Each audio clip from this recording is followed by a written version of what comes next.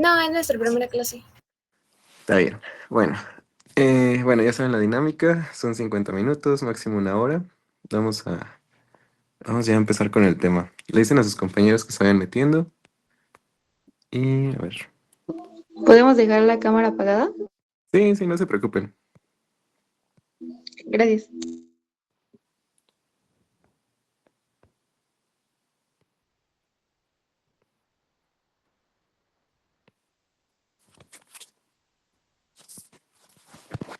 Ahí me avisan si se ve la pantalla, de favor. Va.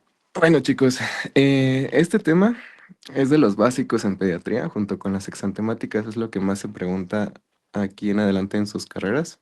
Entonces, sí es importante que lo dominen estos 5 temas. Yo sé que a lo mejor vieron que eran 5 temas y dijeron, no, más un buen, pero realmente la complejidad de cada tema es poquita. Los temas están cortos, son sencillos, y pues les vamos a preguntar lo más, o sea, lo más específico, lo más preguntable, no cosas así como muy importantes. Así es que bueno, a ver, vamos a empezar con síndrome de aspiración de meconio. Ujú. Vamos a ver estas 5 patologías: síndrome de dificultad respiratoria, o también llamado enfermedad de membrana hialina, la taquipnea transitoria, la apnea del prematuro y broncodisplasia pulmonar. Bueno, entonces empezando con el síndrome de aspiración de meconio, ujú, ¿cómo lo vamos a ir diferenciando de las demás patologías? Bueno, esta patología se asocia mucho en bebitos, o bueno, en fetos, que estén a término o que sean post-término. O sea, que estén entre las 38 o 41 semanas, más o menos. Son fetos que sí maduraron chido, o sea, que sí tuvieron una buena maduración en todo sentido, pero que por diferentes factores gatillantes o de riesgo van a causar que exista una sobreproducción de meconio. Ujú. Bueno, entonces, lo pueden encontrar como estas abreviaturas de aquí en adelante, como SAM o SALAM, ujú, para que sepan a qué se refieren con eso. Y bueno, como ya les había dicho, es un síndrome hipoxémico, o sea, el bebito va a estar con hipoxia como tal, secundario a la presencia de meconio en vías aéreas. Ujú. Bueno, entonces, mm, ¿por qué esta patología no se puede dar en pretérminos o en inmaduros? Bueno, porque recuerden que el meconio se produce en el tracto gastrointestinal, ¿no? Es como un desecho del feto. Entonces, pues estos fetitos inmaduros todavía no está desarrollado su sistema gastrointestinal, por tanto no producen tanto meconio como los que ya están pues a término o postérmino. Entonces, es la principal diferencia. Síndrome de aspiración de meconio sucede en bebitos a término o postérmino. ¿Cuál es la fisiopatología así resumida? Bueno, un bebito postérmino o término se asocia mucho a bastante estrés fetal, ya sea por el canal vaginal de cuando están haciendo por parto vaginal. Ujú. Recuerden que pues, el bebito sufre porque se le apachurra la cabeza, se le apachurra el cordón, ujú, y todos esos como mecanismos físicos hacen o provocan pues que el bebito entre en estrés, ajá, estrés metabólico. Y ese estrés metabólico ocasiona que produzca más meconio. ¿Por qué? Porque se estimula el nervio vago y ese es el que se encarga de secretar todo este meconio. ¿Mm? También hay otros factores, si no son los físicos, bueno, el bebito puede estar cruzando con una infección, ujú, procesos inflamatorios o procesos hipóxico-isquémicos, como la preeclampsia, por ejemplo. Entonces, si la mamá tiene preeclampsia, tiene una coriopneitis o, no sé, traumatismos, ajá, pues va a haber mayor producción de meconio. El meconio, pues sale y es desechado al líquido amniótico y está ahí dando vueltas. Ajá. Entonces, el bebito, si le cuesta respirar o si está bajo estrés metabólico, va a jadear, ajá, va a abrir su boquita y va a estar respirando muy rápido y muchas veces. Entonces, ahí es cuando ocurre pues, la aspiración del meconio.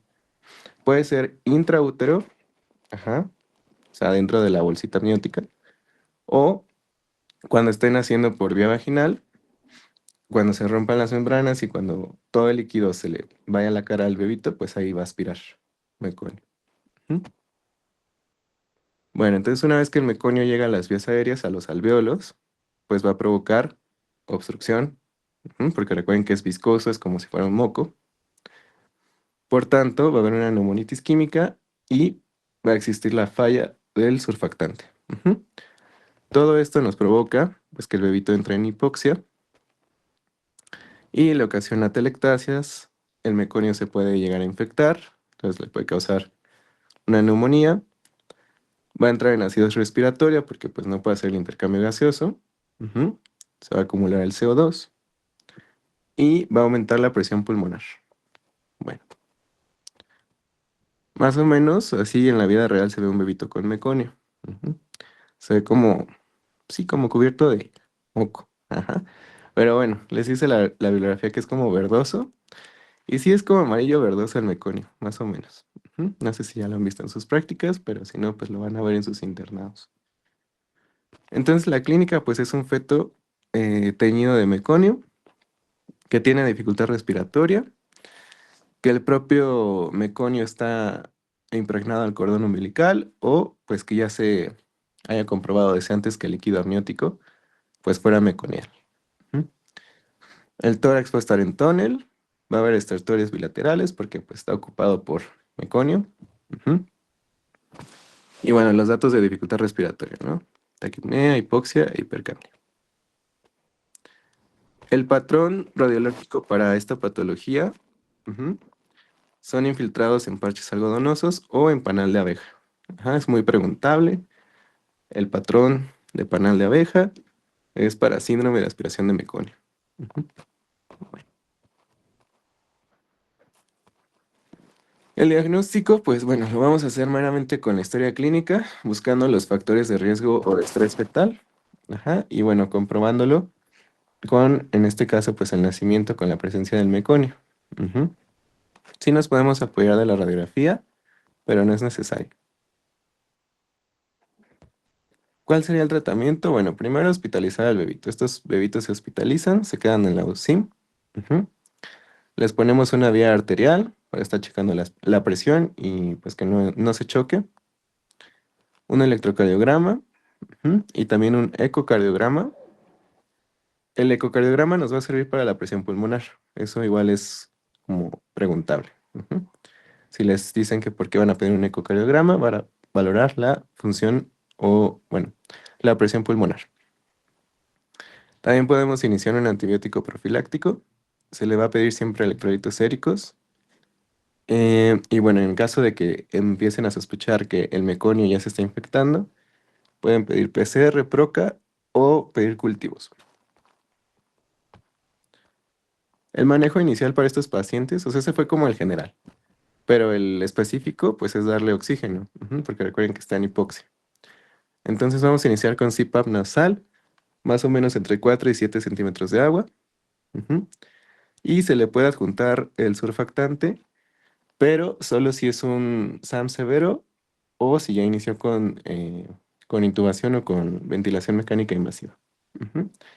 Y le van a pasar 4 dosis de 100 a 160 por kilo cada 6 horas. Bueno, ¿y cuáles son los criterios para iniciar ventilación mecánica invasiva? Bueno, ahí están. Sale pH menor de 7.25, presión de CO2 más de 60, ujú, una de oxígeno menos de 50 o saturando menos de 90 usando FiO2 arriba de 0.7. Entonces, ¿de meconio tienen alguna duda? ¿Algo? ¿Algo que no les quede claro? ¿O todo bien? Todo bien, Doc, de mi parte. Va. Bueno, entonces meconio ya quedó. Ahora, síndrome de dificultad respiratoria. Este es el más importante porque es el más común. Ujú. Y van a escuchar mucho que los bebitos pues tienen este síndrome, ¿no? Bueno, también se conoce como síndrome de dificultad respiratoria tipo 1 ujú, o enfermedad de membrana hialina o síndrome de distrés respiratorio. Tiene sus tres nombres para que no se confundan. Bueno, ¿Cuáles son los factores de riesgo? El principal de todos, así se los pusimos en rojo, es prematurez o pretérmino. Ujú. O sea, son bebitos que son prematuros y que sus alvéolos todavía no se generan o ya se generaron, pero no tienen bien desarrollado lo que es el surfactante. Ajá. Entonces, quédense con que el síndrome de dificultad respiratoria, este es en prematuros, o pretérmino, y se asocia a un déficit de surfactante, principalmente. Bueno, entonces, mm, bueno, de la fisiopatología, prácticamente aquí los doctores les pusieron, o sea, que todo se provoca por un déficit del surfactante, ajá, sea de manera cualitativa o cuantitativa. Recuerden que el surfactante, aquí les pusieron una tablita, está compuesto por dos, ¿no? Por lípidos y por proteínas. 10% proteínas y más o menos 90%, 80% lípidos. Ujú. De aquí lo que nos interesa y lo que les van a preguntar en un futuro, en el internado o en el ENARM, es hay un fosfolípido que se llama dipalmitoil fosfatidilcolina. Ajá, el DPPC. Este es el más importante porque es el más abundante. Ajá. Y es el principal estabilizador del factor surfactante. Este es el más preguntable. Entonces nada más apréndanse ese. ¿Ok? Bueno. Ok, bueno, entonces el déficit de surfactante va a ocasionar que no exista pues esta distensibilidad alveolar, por tanto los alvéolos van a estar colapsándose y no va a haber buena intercambio gaseoso. Ajá. Y todo esto produce pues hipoxia. Ajá, hipoxemia. Bueno, el cuadro clínico en estos pacientes es un poco más como grave. Ajá. Es una dificultad respiratoria que inicia en los primeros minutos de vida, que es grave y es progresiva. Usualmente estos son los que requieren reneo. Ajá. Y esta semana se les va a preguntar otra vez reneo a ustedes, porque nos dijeron que no todos lo hicieron muy bien, entonces para que repasen reneo. Ajá.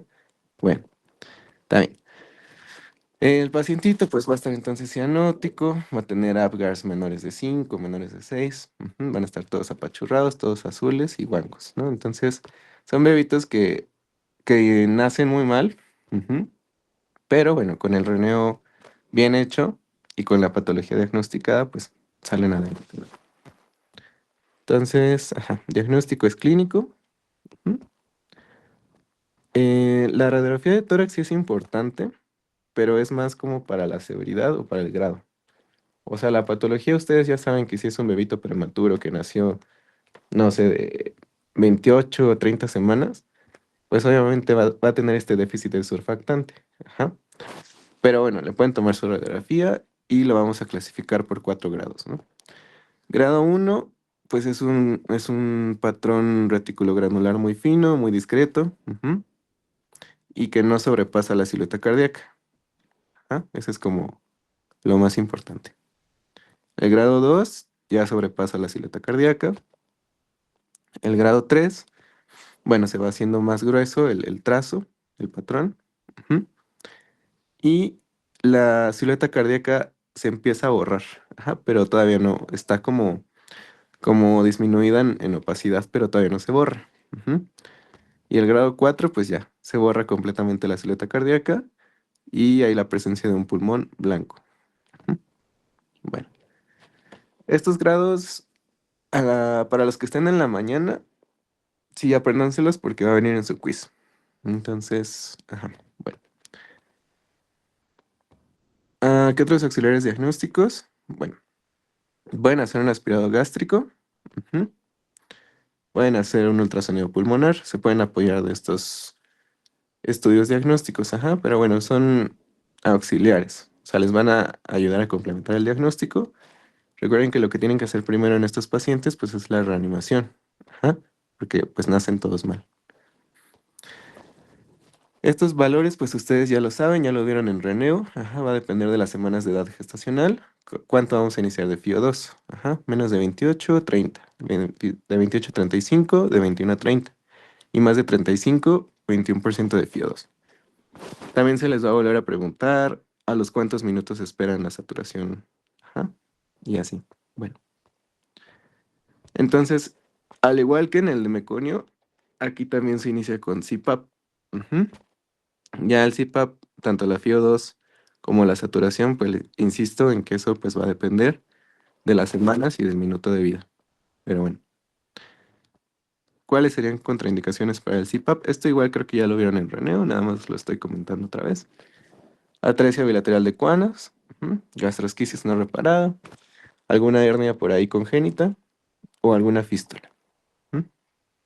Bueno, aquí lo importante que quiero que sepan es que el CPAP en este síndrome de dificultad respiratoria, de preferencia se va a utilizar mínimo 6 de presión de agua, máximo 8. ¿Va? Si superan los 8 centímetros de agua, le van a causar un neumotórax y se les va a morir. Ajá. Y si le ponen menos de 6, va a causar como un tipo, una válvula unidireccional y no se va a perfundir al paciente. Y también se va a morir. Entonces, mantengan siempre su presión, sus centímetros de agua del CPAP entre 6 y 8. Bueno, ¿cuáles serían las indicaciones para ya quitarle el CPAP? Bueno, pues que mejore la dificultad respiratoria, que no tenga apneas, que esté estable hemodinámicamente, que utilice la presión entre 6, o sea que sería lo mínimo, y que pues sature arriba del 90-95%, con FiO2 al 21%. Bueno, entonces si se dan cuenta prácticamente el manejo de las 5 patologías es similar, o sea, porque todos se tratan con CPAP o con ventilación mecánica. O sea, todo es así en neonato, CPAP o intubamos y ventilador. Ujú. Entonces esto de las indicaciones, las contraindicaciones, sí se las vamos a preguntar porque pues es prácticamente lo mismo para todo. Bueno, aquí pues el tratamiento meramente para una patología donde el déficit es el surfactante, pues ¿qué se imaginan que sea? Pues darle el surfactante, ¿no? O sea, reponer ese surfactante que no está produciendo el bebito. Ujú. Bueno, la GPC les dice que hay dos surfactantes, el bovino y el porcino, ¿no? De los dos se prefiere el porcino. Se ha visto que tiene una mayor, una menor tasa de incidencia de recidivas y pues es el mejorcito, así, para no hacérselas tan largas. Ajá. Entonces utilizan el porcino, que se llama Poractant alfa. Van a dar 200 miligramos por kilo de peso la primera dosis y pueden repetir otras 2 dosis de 100 cada una. O sea, máximo pueden dar 400 miligramos por kilo de peso de surfactante. Es la dosis máxima acumulada. Ajá, eso igual es preguntable. Entonces, inicial con 200, pueden dar otros 100 y después otros 100. Máximo 400. ¿Ok? Bueno, y hay dos formas de colocar este surfactante. Una técnica que se llama lisa y otra que se llama ensure o ensure. Ajá. Estas se las vamos a pasar en videos para que vean cómo se hace. Ustedes van a simular esta técnica. Ajá. Es importante porque cuando estén en sus terapias de pediatría, sí les preguntan mucho estas dos técnicas y usualmente ustedes lo van a poner. Ujú. Entonces tienen que saber intubar y tienen que saber qué materiales van a ocupar. Ajá, pero insisto, esto se los vamos a pasar en videos. Bueno, pues como manejo complementario, pueden iniciar líquidos, 70-80 mililitros por kilo. Ujú. Pueden iniciar con reposición de sodio y potasio en caso de que estén alterados. La nutrición, pues se suele esperar hasta que el paciente esté estable. Ajá, no se inicia luego, luego. El citrato de cafeína, pues sí nos ayuda. Ahorita vamos a ver en la apnea del prematuro cómo funciona. Y bueno, pueden darle otra dosis de esteroide de dexametasona, pero después de la primera semana. Ujú. Bueno, entonces, ¿dudas con membrana hialina o síndrome de dificultad respiratoria? Yo sí, Doc. Disculpe, Sí. ¿en qué momento del reneo entonces daríamos el surfactante? ¿En qué momento se toma la radiografía? O sea, ¿cómo estaría esa cuestión? Ah, ok, sí, doc. Mire, bueno, entonces el bebito nace, está todo azul, tiene Apgar de 3, por ejemplo. Pues ustedes inician su reneo, checan su saturación, lo colocan en la incubadora, hacen todo el protocolo que ya hicieron la semana pasada.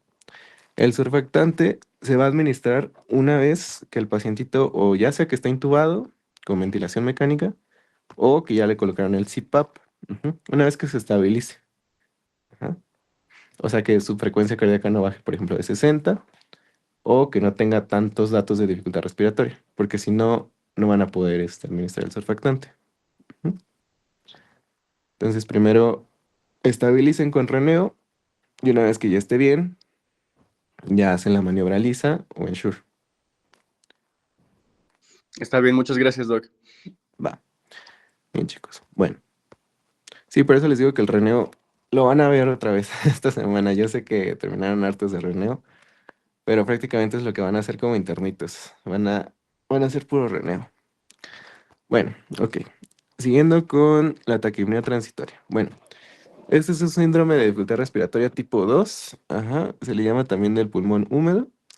Y pues es una patología, entre comillas, pues leve. Ajá, o sea, es benigna, no se mueren. Ujú. Este va a ser un proceso, incluso hasta puede llegar a ser fisiológico en algunos. Ujú. Se asocia mucho a pacientitos término, ajá, de término, o muy cercanos al término. Ajá, o sea, son prematuros leves o pacientes a término. Y bueno, se caracteriza porque cuando nacen, ajá, en las primeras 24 a 72 horas, pues tienen esta taquipnea persistente. Ujú. Esto se debe a que los pulmones están llenos de líquido. Ajá. Recuerden, a ver si les pusieron, sí, aquí les pusieron un esquema.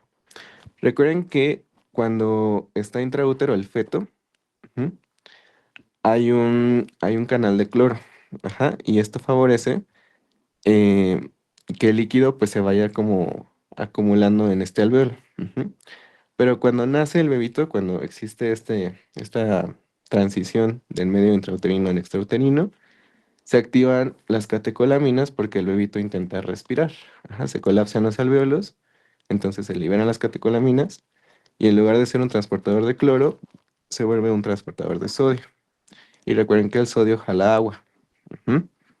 Entonces, lo normal es que este cotransportador de sodio jale todo el agua de los alvéolos y queden libres, queden como secos. Ajá. Eso es lo que debería de pasar. No en todos los pacientitos pasa, debido, o bueno, lo principal es porque nacen por cesárea, ajá, o están muy inmaduros aún, o están hipotónicos, o no lloran, no tienen buena reactividad. Entonces esta descarga de las catecolaminas no es tan fuerte y por tanto el agua se queda en los alvéolos. Y como los alvéolos están llenos de agua, pues no se puede hacer el intercambio gaseoso. ¿Mm? Como no se puede hacer el intercambio gaseoso, el cuerpo responde teniendo una taquipnea y taquicardia. Entonces, por eso se llama taquipnea transitoria del recién nacido. ¿Por qué? Porque no se activó el cotransportador de sodio y no se puede sacar el agua de los pulmones. Ujú. Bueno, pero bueno, esto va mejorando conforme los días. Ujú. Esta patología va a ser desde que nace hasta máximo 72 horas. Si supera las 72 horas, entonces no es taquipnea transitoria del recién nacido. Es una patología agregada. Ajá. Puede ser síndrome de aspiración de meconio, puede ser el de membrana hialina. Ujú. Entonces pueden ser diferentes patologías. Si supera las 72 horas. Si no, pues solo fue una taquipnea transitoria del recién nacido. Bueno. Factores de riesgo, bueno, que sea masculino, macrosómico, gemelos, Apgar menor a 7. Ujú.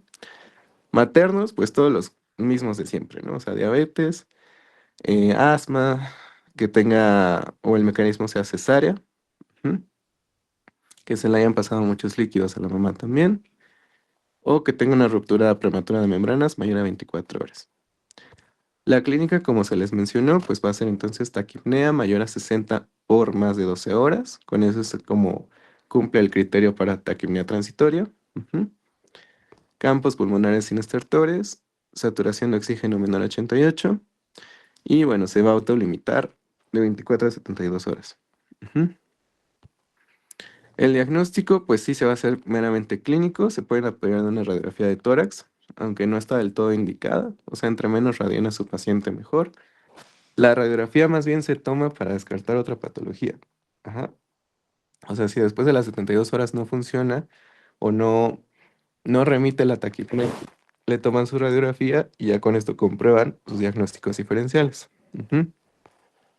Por ejemplo, aquí les pusimos los más importantes. El síndrome de adaptación pulmonar, el síndrome de aspiración de meconio, el de dificultad respiratoria, alguna cardiopatía congénita, algún shunt, alguna conexión que tenga entre aurículas o ventrículos. Ujú.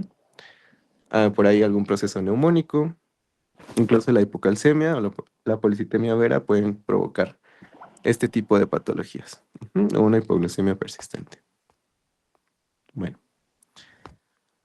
entonces el tratamiento, en este caso, pues también oxigenoterapia, ¿ah? Como en todos los otros. Entonces, le van a dar oxigenoterapia con CPAP con cánula nasal, ajá, o simplemente unas puntitas nasales, porque en este caso la taquipnea pues es como el signo más específico, ¿no? O sea, no va a haber como tanta dificultad respiratoria. Son pacientes estables, son pacientes que solo están como muy agitados, que tienen dificultad respiratoria pero leve, ujú, o sea, no se están muriendo como tal. Entonces pueden utilizar solo las puntas, ajá, cánulas nasales, y mantener la saturación arriba del 92-95%.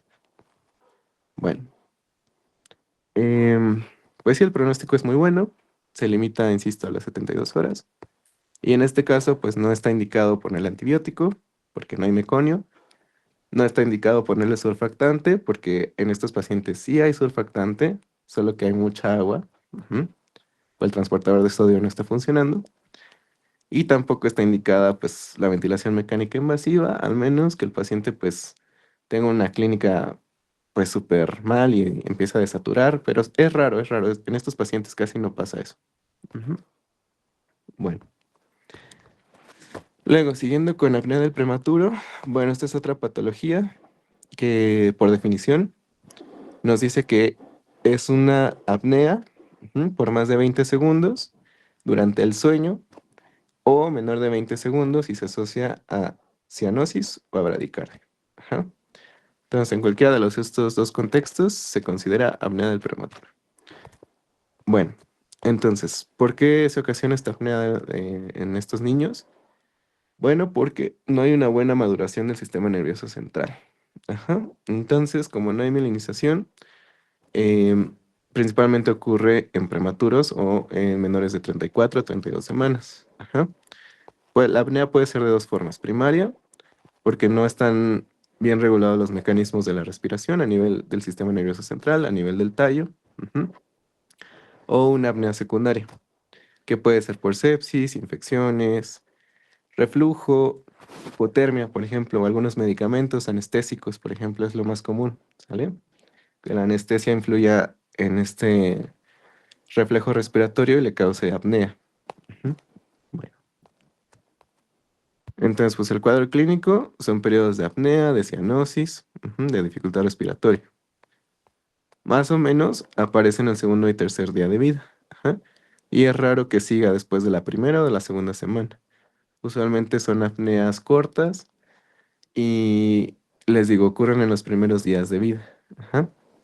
Bueno, entonces, ¿cómo lo van a detectar? Bueno, clínicamente, pues el paciente, ¿no? O sea, que el paciente empiece a tener cianosis, que empiece a tener ausencia de la respiración, o sea, que tenga una apnea como tal, franca, y ustedes digan, bueno, es que este paciente no es como tal que esté teniendo agua en los pulmones, meconio en los pulmones, no es que tenga déficit de surfactante, sino que por alguna razón el bebito está dejando de respirar. Ajá, sea cual sea la razón, pero no está respirando. Entonces, estos son los pacientes que se catalogan como apnea del prematuro. Ajá, que ya descartaron todas las demás patologías y aún así el paciente tenga estas apneas. Tienen que hacer sí o sí en estos pacientes el estudio de polisomnografía, ajá, para detectar en el sueño y comprobar realmente si sí tiene apnea primaria. Ajá. Recuerden, me voy a regresar acá. Aquí lo importante es que ustedes identifiquen si es apnea primaria o secundaria. Si es secundaria, pues es tratable. Ajá. La primaria igual, pero pues se asocia a episodios más graves. ¿Por qué? Porque o sea, lo primario es el reflejo primitivo del tallo cerebral. Ajá. Y si no está bien desarrollado, pues el paciente puede tener mal pronóstico y se puede morir. La apnea secundaria, pues traten la causa y ya, se resuelve. Ajá. Bueno, ok. Entonces van a hacer su estudio de polisomnografía, ujú, y van a detectar las apneas, ¿no? Bueno, entonces, el tratamiento para estos pacientes que tienen apneas o periodos de apneas es el citrato de cafeína. Bueno, en general son las metilxantinas. Ajá. Las metilxantinas, algunas pueden ser, por ejemplo, el citrato de cafeína, la minofililina o la teofilina, ¿sale? Entonces, cualquiera de estas tres las van a utilizar. ¿Cómo actúan? Bueno, tienen muchos mecanismos de acción, es complejo esto de la cafeína, pero así en resumen, inhiben unos receptores de adenosina que están en el cerebro, A1 y A21A, y estos receptores de adenosina, bueno, la adenosina en el bebito lo que hace es inducir el sueño o relajación. Entonces, si ustedes bloquean los receptores de la adenosina, provocan que el bebito no pueda relajarse y no pueda dormir. O sea, va a estar más alerta, va a estar más activo y por tanto va a estar respirando, va a estar como así todo loco, como si se tomaran un Monster ustedes, más o menos. Ajá, entonces, en los bebitos y también en los adultos, o sea, actúa similar, solo que en los bebitos es un poco más acentuado por esos receptores de adenosina. Ujú. Bueno, entonces le van a dar su dosis de impregnación de cafeína, 20 miligramos por kilo de peso, ujú, intravenoso, y le dejan de mantenimiento 5 miligramos por kilo por día. De aminofilina y de teofilina, pues también ahí están las dosis, ya se las pusimos. De preferencia utilicen citrato de cafeína, es un poco más fuerte y sí remite mucho este cuadro. Sí es muy utilizado en los hospitales públicos también. Bueno, le pueden ayudar, sí, con el apoyo ventilatorio, siempre y cuando el paciente pues tenga saturación por debajo de 95%, pero en caso de que no, pues no utilicen oxígeno. Como les decía, en esta patología no va a haber una dificultad respiratoria franca o persistente o que esté así como jadeando o así, no. O sea, son pacientes que de la nada dejan de respirar. Ujú. Entonces, bueno, aquí lo importante es detectar esos periodos de apnea, que ustedes estén al tanto de ese recién nacido, porque ocurre en los primeros días que damos. Ujú. Entonces, los primeros días de un recién nacido son los más críticos. Y es donde ustedes tienen que saberse estas patologías para decir, ah, es que nació con meconio, pues probablemente sea una aspiración de meconio. Le tomo su radiografía y efectivamente tiene patrón en panal de abeja. Ya, confirmamos que es meconio. ¿Qué le hacemos a ese meconio? Bueno, le damos antibióticos, le inicio CPAP, le puedo poner diurético, etcétera, ¿no? Y por ejemplo, si les nace otro y dice, no, pues este no tuvo meconio, pero fue prematuro y tiene dificultad respiratoria, muy grave, severa. Ujú. Necesito reneo. Ah, ok, entonces probablemente sea una membrana hialina. ¿Qué le doy? Que inicio con CPAP o no, ¿sabes qué? Ya lo intubé. Le agrego surfactante, método LISA o método Ensure. Ujú. O no, simplemente fue una taquipnea transitoria, duró 2 días nada más. Ujú. O en este caso, no, el paciente tiene apneas. Ajá, tiene apneas, entonces apnea del prematuro. Le doy su cafeína. Ujú. Bueno, así chicos, así tienen que ir descartando cada patología y en la semana pues les vamos a poner varios casos de esto, ¿no? Bueno, está bien. Y bueno, ¿cuándo van a egresar un paciente con apnea? Bueno, cuando no tenga apneas en un periodo mínimo de 3 a 7 días. O sea, de una semana consecutiva que no tenga ninguna apnea, ya lo pueden mandar a su casa. Ujú. Obviamente, tienen que mandarlo con un neurólogo pediatra porque, pues, por algo causaron las apneas primarias. O sea, hay una desmielinización y tienen que verificar qué fue lo que pasó. Ajá, en qué parte del tallo o qué conexiones no están bien maduras, ¿no? Bueno, y ya por último, sale ya para terminar. La broncodisplasia pulmonar. Esta como tal, el doctor Oscar nos dijo que les hiciéramos énfasis. Si es una patología, pero es más una complicación tardía, ajá, de, por ejemplo, el síndrome de membrana hialina. La broncodisplasia pulmonar se refiere a que existe un cambio anátomo-funcional en los alvéolos, o sea, hay una displasia alveolar. Los alvéolos, si se acuerdan, son como uvitas así en racimo, ajá, como bolitas. Entonces, esta patología se presenta en recién nacidos pretérmino o prematuros que requirieron oxigenoterapia, como tratamiento previo. O sea, son pacientes que les dieron CPAP o los intubaron y tuvieron mucho tiempo el oxígeno, y esto provocó que los alvéolos se hiciera una displasia. Ajá. O sea, los alvéolos se hicieran grandes o se hicieran con menor superficie para hacer el intercambio gaseoso y tuvieron este cambio anatómico. Ujú. Por tanto, quedan los alvéolos como, pues sí, como un solo alvéolo o como un alvéolo disfuncional. El chiste de esta patología es que los alvéolos no están funcionando. Ujú. Por tanto, pues si no está funcionando el alvéolo, también va a haber hipoxemia, persistente, y va a volver a requerir oxígeno. Ujú. El diagnóstico en esta patología se va a hacer, si el recién nacido fue menor a 32 semanas, usualmente el diagnóstico se va a hacer hasta las 36 semanas. Como les comento, esta es una complicación o manifestación tardía, ajá, de un prematuro. Ujú. O sea, por ejemplo, les nace un niñito de 30 semanas y tiene membrana hialina. Ajá, entonces ustedes le dieron su surfactante y como terapia, insisto que le dieron su CPAP o lo intubaron. Pero por alguna razón, en esa oxigenoterapia de intubación o de CPAP, ustedes utilizaron presiones muy altas, ajá, se pasaron con los centímetros de agua arriba de 8, o el paciente mismo requirió bastante presión o bastante FiO2, y esto pues provoca una displasia de los alvéolos. Entonces, en el momento que ustedes estaban tratando esa membrana hialina, pues no pasa nada. ¿Por qué? Porque lo sacaron adelante, respondió, etcétera. Pero conforme va pasando el tiempo, se va manifestando esta patología que se llama broncodisplasia pulmonar. Es como una secuela, como una complicación. Ajá. Bueno, entonces, si el bebito fue menor de 32 semanas, usualmente a las 36 semanas, o sea, un mes después, 4 semanas después, es cuando empieza a manifestarse esta broncodisplasia pulmonar. Si el bebito nació después de las 32 semanas, el diagnóstico usualmente se hace 56 días después de nacer, que más o menos igual es como al mes, a los 2 meses. Ujú. Bueno, entonces, si les llega un paciente con antecedente de oxigenoterapia o que requirió CPAP, intubación, a dosis muy altas o a presiones muy altas, y que les llega ahora con dificultad respiratoria, con hipoxemia, ¿sí? Y requiriendo oxígeno nuevamente, bueno, seguramente es una broncodisplasia pulmonar. Ujú. Bueno,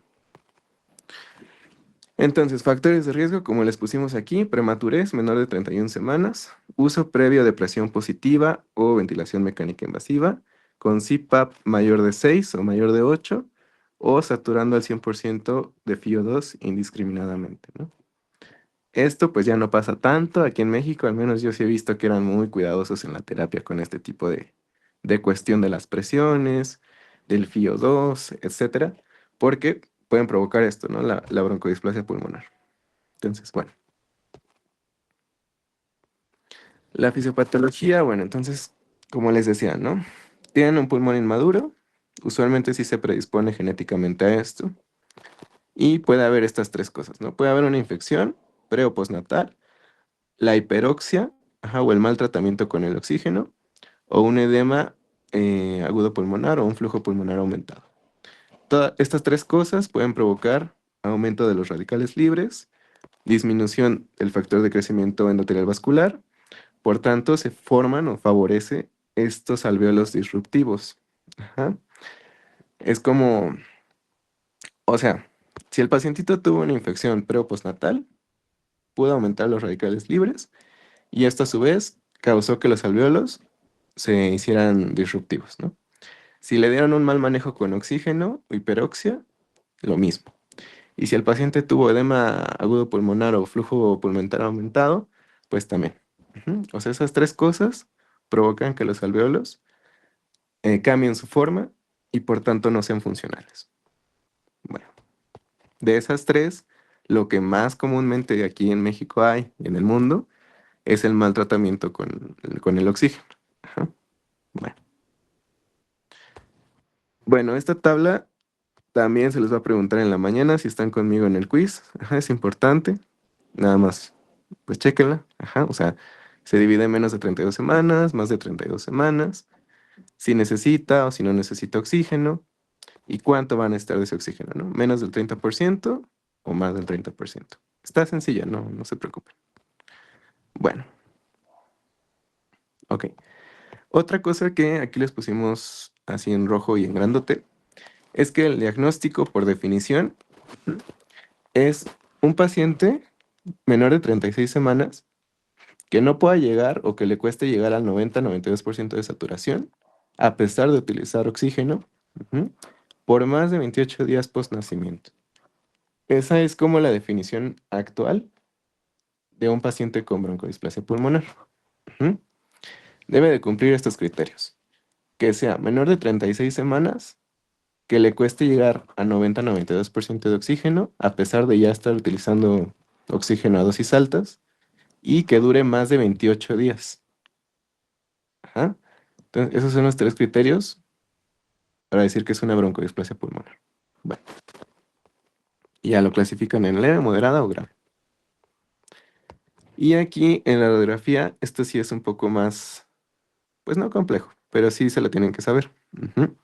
El patrón, como en el meconio era de abeja, aquí en el broncodisplasia pulmonar es de esponja, o así se llama, esponja.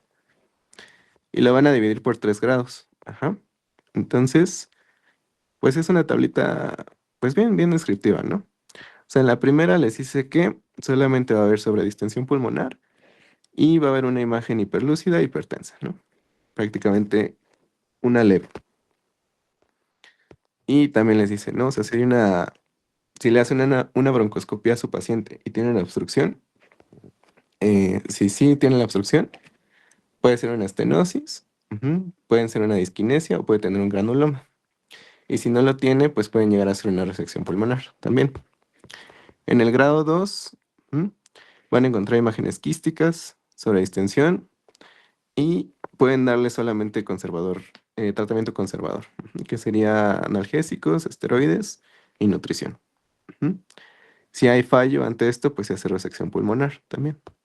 Recuerden, a ver, ¿por qué en este caso estamos haciendo resecciones pulmonares? Porque recuerden que los alvéolos ya no están funcionando o quedaron todos mal hechos. Ajá, recuerden que los alvéolos sufrieron un cambio anatómico. Entonces, aquí, aunque ustedes le pongan surfactante, aunque le pongan diuréticos o lo que sea, no es como las demás patologías. Aquí ya los alvéolos ya valieron, ya fueron, ya no funcionan. Ajá. Entonces tienen que hacer resecciones pulmonares. Tienen que quitar un cachito del pulmón. ¿Por qué? Porque si dejan ese pulmón eh, medio funcional, pues siempre va a estar causando la patología. Ajá. Siempre el alvéolo se va a inundar o se va a infectar y va a provocar complicaciones. Bueno, está bien. Y ya el grado 3, pues es cuando tienen neumotórax, o neumoperitoneo, o neumomediastino. Y ahí tienen que aplicar pues la sonda pleural para drenarlo. Y pues ya, prácticamente eso. Tratamiento inicial para una broncodisplasia, pues igual, oxigenoterapia, lo tienen que hospitalizar. Aquí les pusimos los valores. Ajá. El pH tiene que estar entre 7.25, 7.35. La PCO2 que no se le suba de 55. Los volúmenes esto sí es muy importante. Los volúmenes que van a utilizar es menor a 4 a 6 litros por kilo. La FiO2 de preferencia menos de 30%. Y presiones menos de 5 centímetros de agua. Bueno. También le pueden dar en este caso cafeína o teofilina. Le pueden dar diuréticos también a estos pacientes con broncodisplasia pulmonar. Le pueden dar en agudo furosemide de 0.3 a 1.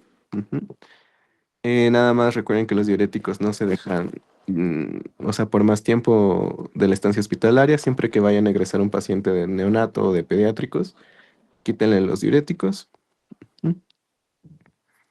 Y bueno, los pacientitos que sobrevivan, o sea, una broncodisplasia leve, van a darles indicaciones a los papás para que se vayan a casa con oxígeno. ¿Cuándo vamos a iniciar oxígeno en casa? Cuando el niño tenga menos de 91% al aire ambiente, o sea, que ustedes le quiten el oxígeno y saturen menos de 90, 91. Ujú. Y cuando sea mayor a 32 semanas de gestación. Ujú. Si cumple esos dos criterios, si es mayor a 32 semanas y no satura más de 91 al aire ambiente, le van a iniciar oxígeno de 0.5 a 1 litro por minuto y lo van a revalorar en un mes. Ujú. Y bueno, ya por último, criterios de referencia de la broncodisplasia pulmonar. Bueno, que tenga o que empeore la clínica de la respiratoria a pesar del tratamiento. Ujú. Que la saturación siga siendo menor a 90. Que tenga cianosis, alteraciones del estado de conciencia. Que no, que no tolere la vía oral o que tenga vómitos persistentes. Ujú. Bueno, chicos, pues aquí acaba la clase, ¿sale? Pues sí es un poco de información, no es, pero insisto, no es tan complejo los temas, o sea, sí se puede diferenciar cada uno de ellos. Ujú. ¿Tienen alguna duda con alguno?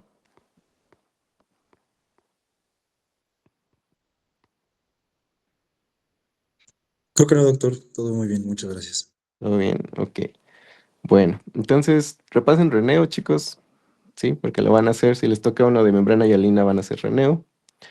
Si les toca meconio, o taquipnea o apnea, pues esos son más relax, esos no son tan aparatosos.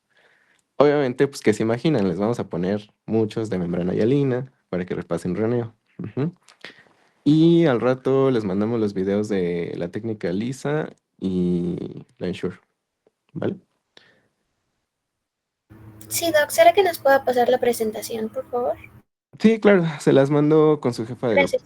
Bueno.